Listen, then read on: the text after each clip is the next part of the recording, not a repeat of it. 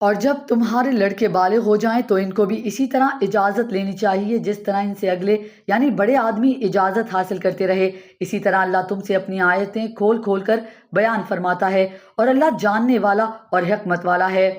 اور بڑی عمر کی عورتیں جن کو نکاح کی توقع نہیں رہی اور وہ کپڑا اتار کر سر ننگا کر لیا کریں تو ان پر کچھ گناہ نہیں، بشرطے کہ اپنی زینت کی چیزیں ظاہر نہ کریں، اور اگر اس سے بھی بچیں تو ان کے حق میں بہتر ہے، اور اللہ سنتا جانتا ہے۔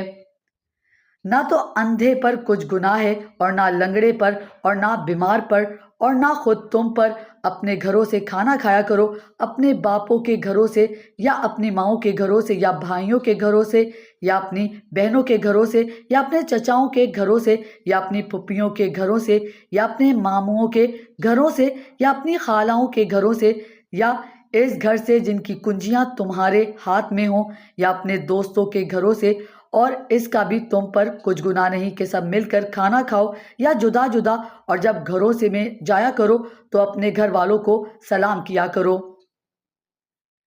یہ اللہ کی طرف سے مبارک اور پاکیزہ تحفہ ہے۔ اس طرح اللہ اپنی آیتیں کھول کھول کر بیان فرماتا ہے تاکہ تم سمجھ سکو۔